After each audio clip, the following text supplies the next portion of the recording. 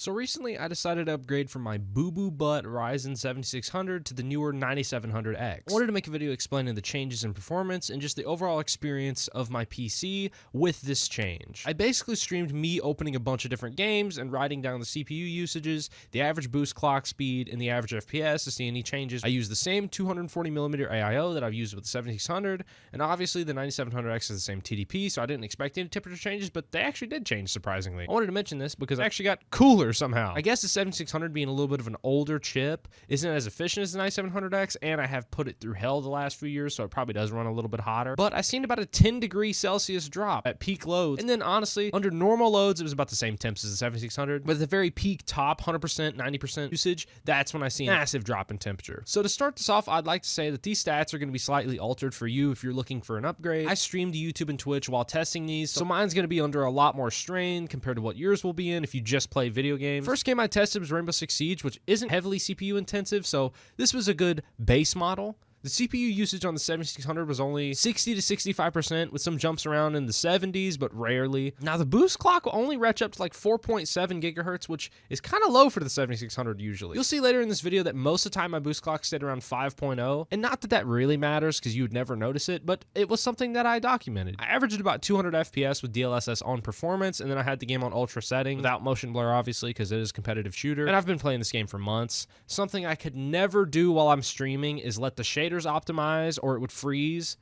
If I ever alt-tabbed, it froze. Everybody in my stream used to bring this up to me, and I was like, oh, there's nothing I can really do to fix it. But when I moved on to having the i700X, I seen a lot of fixes with stuff like this. If we look into the actual stats themselves, it's the exact same percentage usage, 60 to 65% usage, same FPS, which is like 200 bouncing around, exact same settings as I was using before. But the boost clock did see a big ramp up, which it hit all the way up to 5.4, which it actually held in every game we tested today. So it kind of impressed me comparing it to the 7600 that was so random compared to the 9700X, which was just consistent all the way through. And the biggest difference, like I said, is the fact that I can alt tab now with no lag. I can optimize shaders with no lag. If I need to do something in the background, there's no issue. There's a lot going on in the game, there's no issue. If I need to handle my stream business, like moderating it while I'm playing the game, there's no issue. Because when these processes happen, 7600 would spike to 100% usage, and my entire stream would completely freeze up.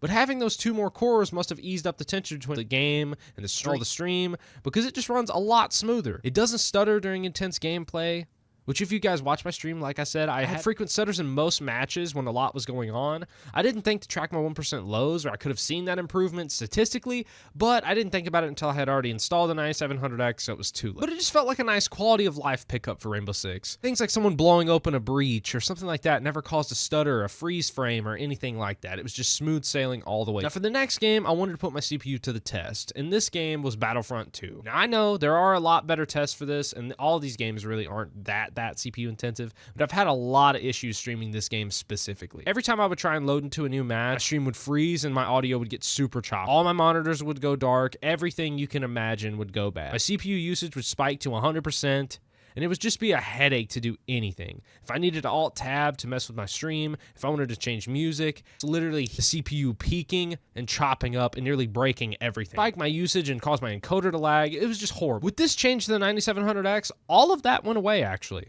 The usage was around 85 to 95% with the 7600 during the match, and the usage dropped down almost 20%.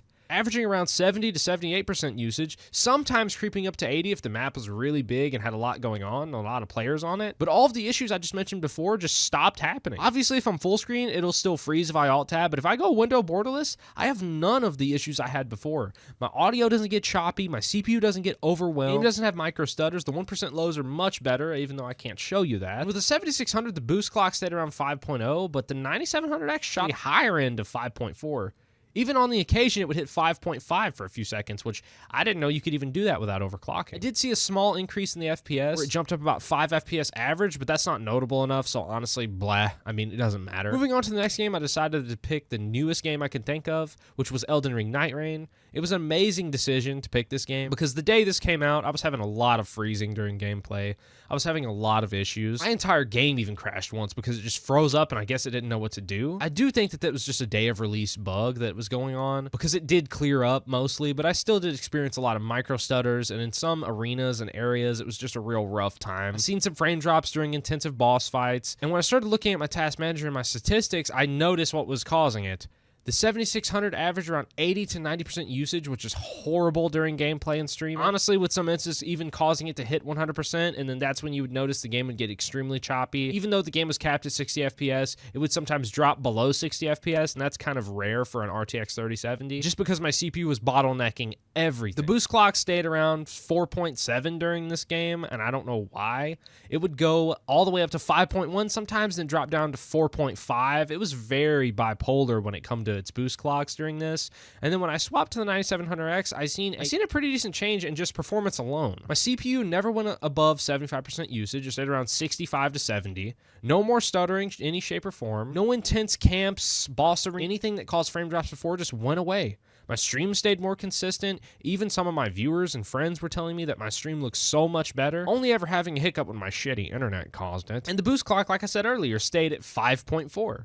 Like every other game. And I know that's not that big of a deal, but I just like the consistency comparing to the 7600 jumping all around with its boost clock, because I guess it was either thermal throttling or just throttling itself in general because the usage, it just had no more to go. But even against the statistics, the game just feels vastly improved. Those micro stutters I was experiencing, those little freeze frames that made me miss the fraction of a second I need to dodge an incoming attack from a boss, are just voided. They're just gone. I actually beat 2 bosses yesterday and nearly beat another boss today, and I give it credit to the 9700X. She's my baby. She's my goat. She's carrying me through most of these. Because I guess you don't realize that there's micro stutters going on until you realize that they're not there. 2 other games I tested were BeamNG and Call of Duty, which BeamNG was the same. I'm going to go ahead and make this out of the way. I could finally alt-tab. Yeah, everything was nice. It dropped about 10% usage, and it was about a 10 FPS increase, which was nice. But the best for last was Call of Duty.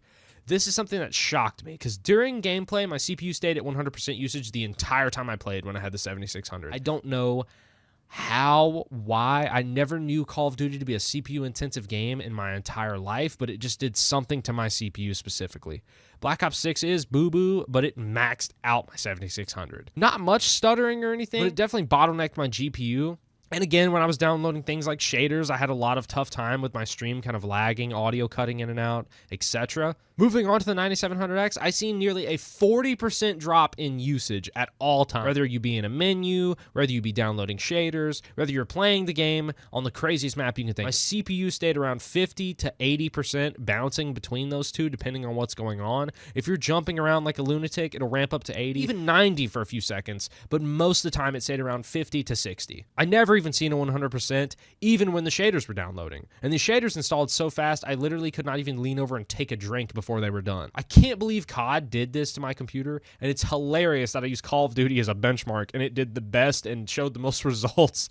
I hate COD. But again, I guess this is helpful to know when I go to play something like Battlefield that's a lot more CPU intensive than COD is, in my mind. Hopefully it still is. I don't know if they just changed up everything. But if you're looking to upgrade your CPU, I would just keep in mind that maybe you won't see a massive statistic difference. Maybe you won't see a bunch of FPS, but the quality of life will be so much better. If you deal with micro stuttering, if you deal with issues with software while you're trying to game, if you're trying to listen to music and you're hearing your audio cut in and out, it will make all of that go away. Another big thing that is probably a big difference for me, which you guys may not experience, is video editing and stuff like that. I've seen a vast difference in all of that. When I'm trying to watch a preview, it is running so much better. I can actually have a preview in full quality. When I'm trying to watch a scene where I'm having 2 clips merge into each other and it's like transitioning from one to another, it doesn't lag anymore. It's like getting a lot more RAM. It may not be a big difference in the game you're playing, but it's a big difference for Windows itself and other programs to be being used while you're gaming. Because all of the stuttering I used to experience, all of that was all just my CPU. I have 32 gigs of RAM. DDR5, it's not that. My GPU is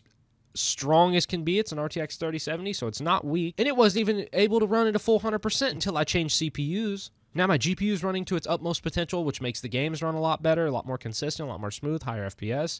And most importantly, editing this video itself is a lot easier because my rendering time cut in half. Anyways, I hope you guys enjoyed this video. I'm sure my next video will be something dumb, but I am planning on building my brother a PC here soon. So if you like these style of videos where I'm talking more shop, expect more of that. I hope you guys enjoyed it, and that's it.